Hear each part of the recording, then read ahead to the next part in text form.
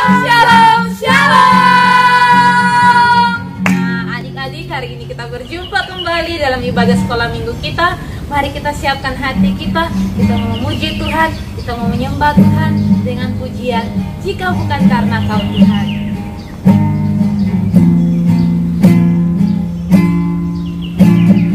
Jika bukan karena Kau Tuhan,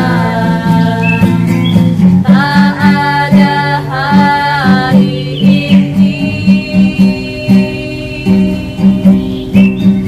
Tak sehelai rambut jatuh tanpa Tuhan izinkan.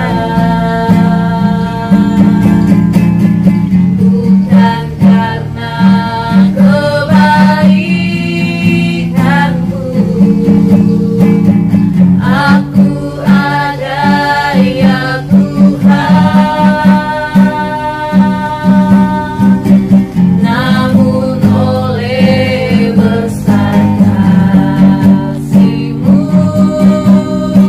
yang menebus seluruh hidupku. Ku berharga di mata-Mu, ya Tuhan. Ku berada di dalam pikiran-Mu, bahwa ku lebih dekat dengan-Mu, menikmati indahnya kasih-Mu. Ku berharga di mata-Mu, ya Tuhan. Ku berada di dalam pikiran-Mu, bahwa ku lebih dekat dengan-Mu, menikmati indahnya kasih-Mu, menikmati indahnya kasih-Mu, menikmati indahnya kasih-Mu. Terima kasih Tuhan Yesus yang baik. Kami bersyukur buat hari yang indah ini, buat penyertaan Tuhan dalam kehidupan kami. Kami anak-anak sekolah minggu, kami mau datang bersekutu beribadah melalui ibadah sekolah minggu kami ini. Biarlah Tuhan memimpin ibadah kami ini, biarlah boleh berjalan dengan baik. Terima kasih Tuhan Yesus, hanya di dalam nama Tuhan Yesus Kristus kami sudah berdoa dan mengucap syukur. Haleluya, amin. Adik-adik, kita berkirap bagi Tuhan, kita mau melompat bagi Tuhan, kita mau katakan pujian kita Tuhan Agapan. Semuanya siap-siap pakai gerakannya ya.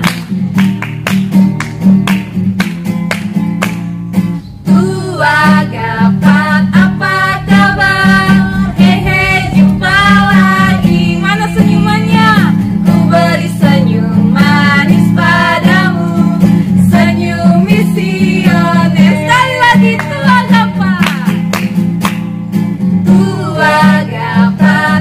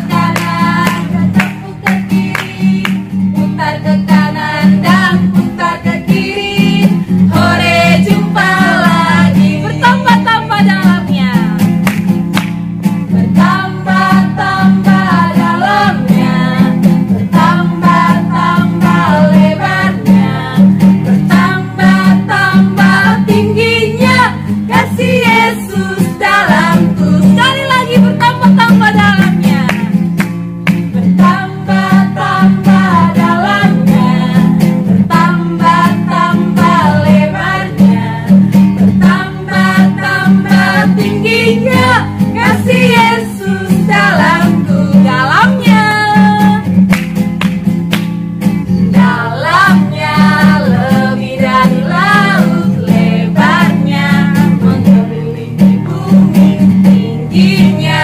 Oh tinggi sekali kasih Yesus dalamku, kasih Yesus dalamku, kasih Yesus dalamku.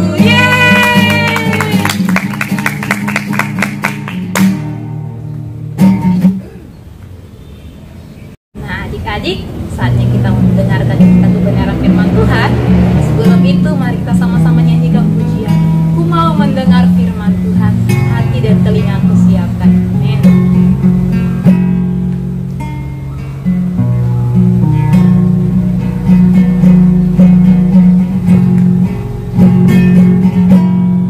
Ku mau mendengar firman Tuhan, hati dan telingaku, hati dan telingaku siapkan.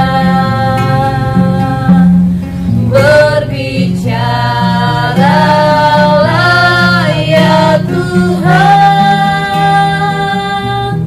aku siap mendengarkan firman-Mu. Firman-Mu itu pelita bagiku dan terang bagi jalanku. Berbicaralah ya Tuhan, aku siap mendengarkan. Aku siap mendengarkan. Aku siap mendengarkan.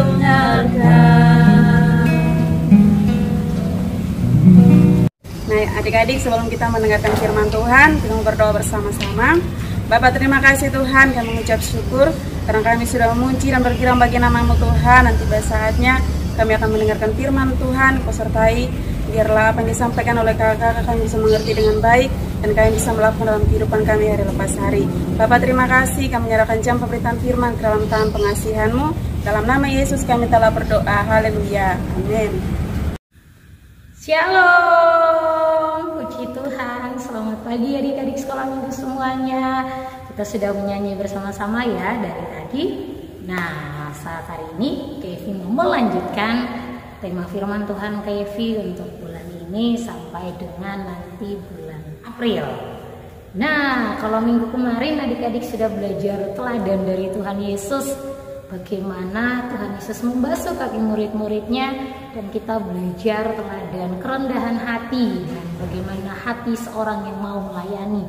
Nah, minggu ini Kevi akan melanjutkan kisah dari cerita firman Tuhan kita di dalam Matius pasal 26 ayatnya yang ke-36 sampai dengan ayatnya yang ke-47.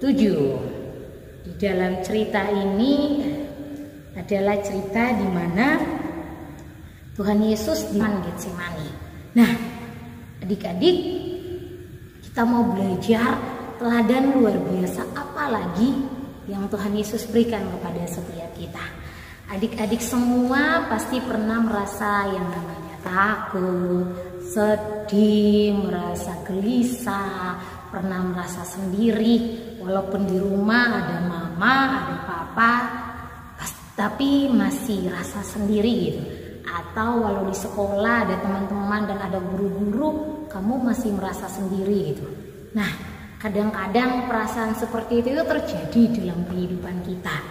Dan kita merasa sepertinya kok nggak ada sih teman-teman yang ngerti aku, kok mama papa nggak ngerti aku sedih loh, aku sendiri loh. Nah, seperti itu. Nah, Alkitab hari ini juga bercerita tentang perasaan yang Yesus alami sebelum akhirnya Yesus ditangkap, disiksa, dan disalib. Yaitu kisah di mana Tuhan Yesus ada di Taman Getsemani. Kalau adik-adik baca di dalam Matius 26 ayat 36 sampai ayat 46, ada perkataan Yesus di ayatnya yang ke-38. Lalu katanya kepada mereka, hatiku sangat sedih, seperti mau mati rasanya. Tinggallah di sini dan berjaga-jagalah dengan aku. Adik-adik tahu Tuhan Yesus pun merasakan perasaan yang sama seperti adik-adik dan Kak Evi. Tuhan Yesus pun merasa sedih. Bahkan Tuhan Yesus bilang seperti mau mati rasanya. Tuhan Yesus pun mengalami yang namanya ketakutan. Kenapa? Karena Tuhan Yesus harus melewati sesuatu penderitaan, yaitu penyiksaan sampai disalib untuk menyelamatkan adik-adik dan juga Kak Evi dari dosa-dosa kita. Cuman satu-satunya cara, yaitu Tuhan Yesus harus mati bagi kita. Karena Tuhan Yesus akan mengalami penderitaan tersebut sebagai manusia. Tuhan Yesus rasa sedih. Bahkan Tuhan Yesus bilang, aku kayak rasanya sedih, mau mati gitu rasanya, perasaanku tuh gelisah seperti itu. Nah, ketika Tuhan Yesus mengalami perasaan seperti itu, Tuhan Yesus ajak murid-muridnya sama-sama ke Taman Getsemani untuk berdoa. Di antaranya Tuhan Yesus membawa Petrus, Yohanes, dan Andreas untuk bersama-sama dengan Tuhan Yesus berdoa di Taman Getsemani. Tuhan Yesus bilang sama mereka, kalian di sini berjaga-jaga dan berdoalah, aku akan berdoa di sana. Lalu Tuhan Yesus maju beberapa langkah jauh dari murid-muridnya dan Tuhan Yesus mulai berdoa. Karena Tuhan Yesus sedih, Tuhan Yesus takut, Tuhan Yesus berlutut dan Tuhan Yesus berdoa. Doanya Tuhan Yesus itu sederhana. Tuhan Yesus berdoa cuma bilang begini, ya Bapa, jikalau mungkin ambillah cawan ini daripadaku, tapi bukan karena kehendakku, melainkan kehendak Bapa. Adik-adik tahu Tuhan Yesus berdoa sebanyak 3 kali dengan doa yang sama, dengan permintaan yang sama. Kalau boleh jangan sampai aku disalib, mungkin seperti itu. Tapi jangan karena aku, tapi Bapa aja, terserah Bapa. Kenapa Tuhan Yesus berdoa seperti itu? Adik-adik, Tuhan Yesus punya satu tugas atau satu visi ketika Tuhan Yesus datang ke dunia, yaitu menyelamatkan kita semua yang berdosa. Dengan jalan Tuhan Yesus yang harus mati menggantikan dosa kita.